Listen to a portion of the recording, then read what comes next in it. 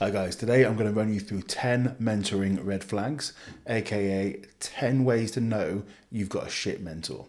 The reason I'm going to do this video is there's so many bad mentors out there, and a lot of them wear disguises, right? You don't know who's bad and who isn't. Now, I'm very lucky to have worked with some exceptional mentors. Worked with James Vogel when I first started, he was great. Part of Elliot Wise's team, who was fantastic.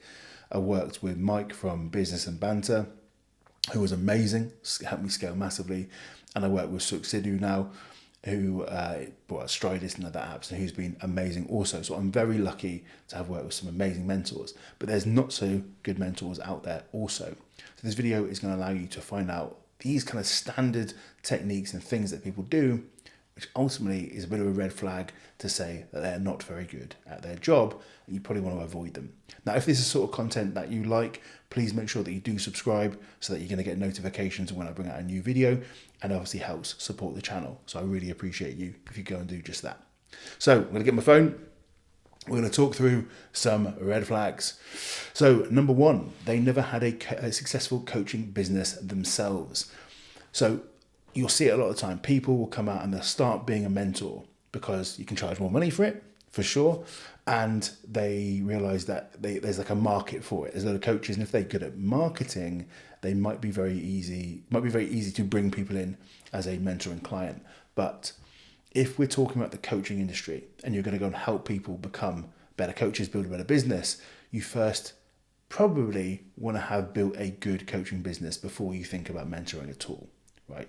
And that would be the first red flag, is they've never done that. And I've seen this quite a few times where coaches have never had any successful business themselves, and then going to try and teach others to do the same. And this is just building a terrible foundation for the business they're going to go and try and do. They've never done it themselves. They never walked the walk. And personally, I think unless a coach has built a multi-six-figure business before they've gone into mentoring, they probably shouldn't be doing it. Before I started mentoring, that's the point I got to. And I've been coaching for probably about 18 years at that point, and worked in professional sport, worked in sales, or worked as a management, worked in management within sales.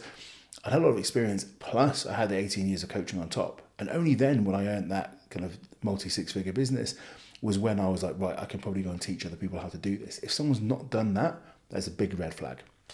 Number two is if they've never produced any meaningful physique results. Now, what's that got to do with the mentoring game? Right now, we're producing mentoring results.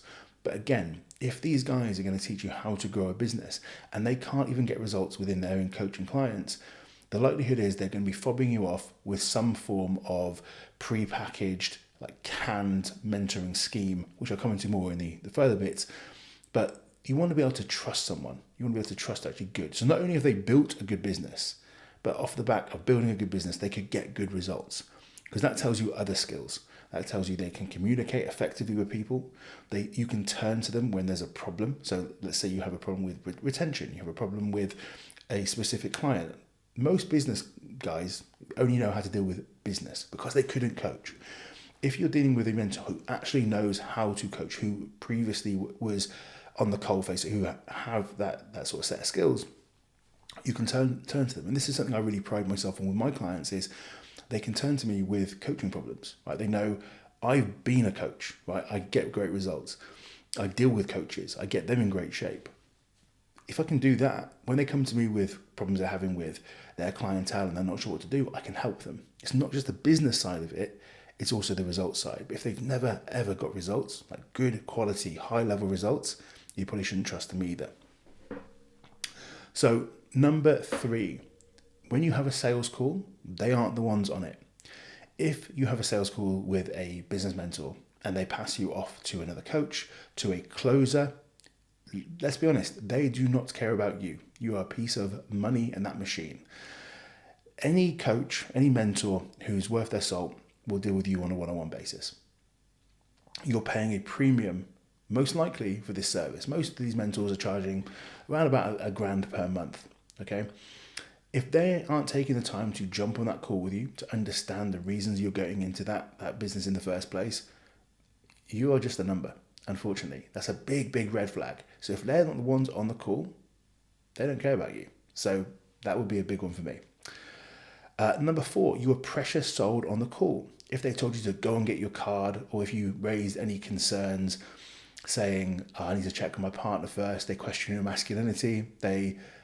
On times I've heard mentors who they tell their clientele to make clients cry on the call.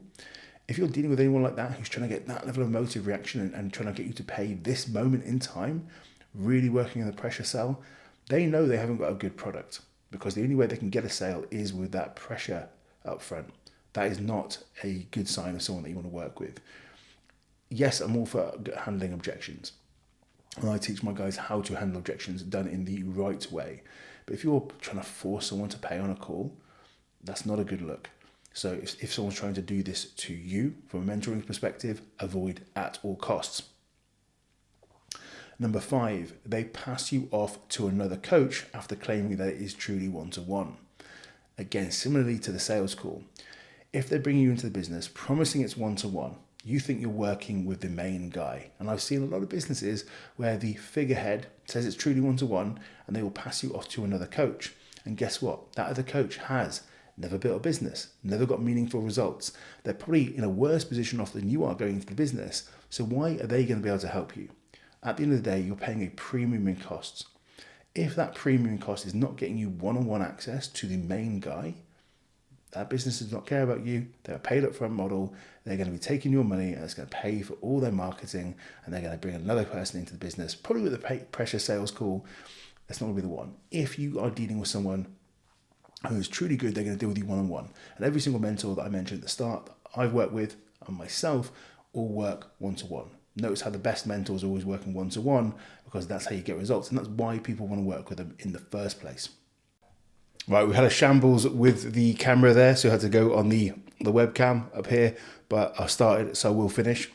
So number 6, you're told to send 50 to 100 cold DMs per day as a strategy. Now, I'm not necessarily against sending DMs if people put their hand up as a lead.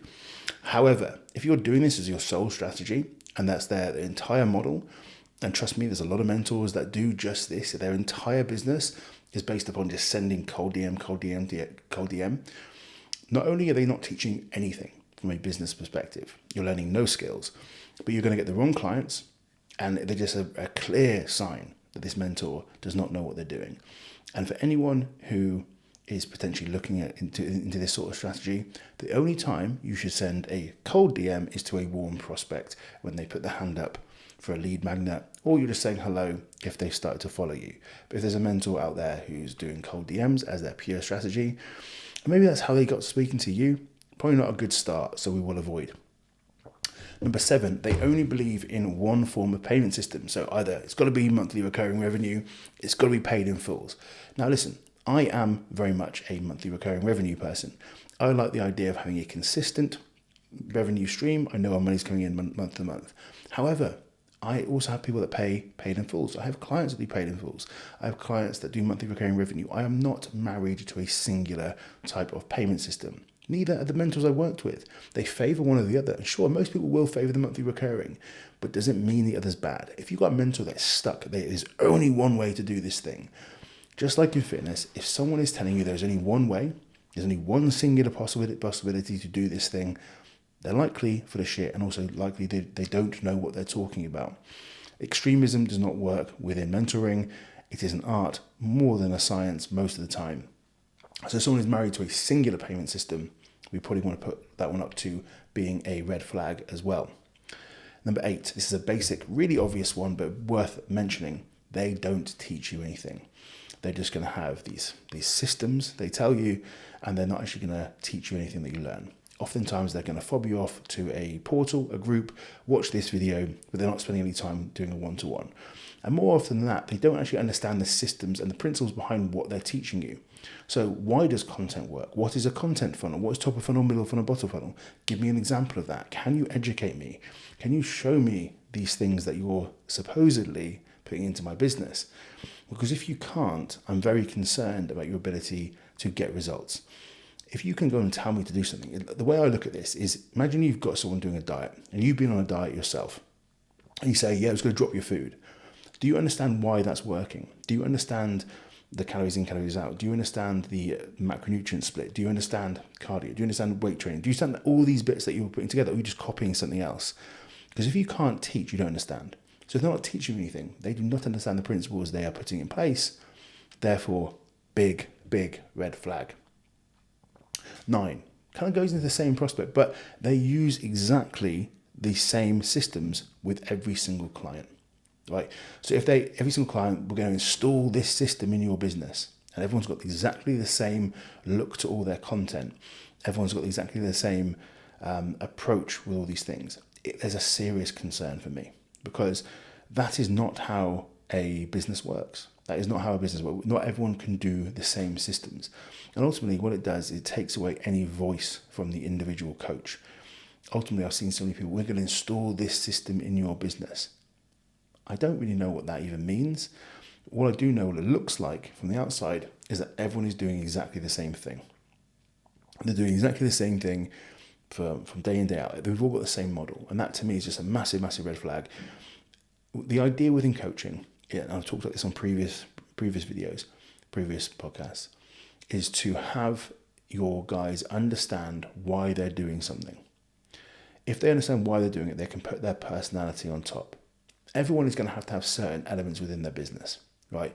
We're going to have certain content types and certain agendas with each content piece. We've got reach, teach, ask content, or whatever you want to call it. We're going to call it engagement content. You want to call it top of funnel content. However you want to sort of put that in play, those are things we're going to have to include for.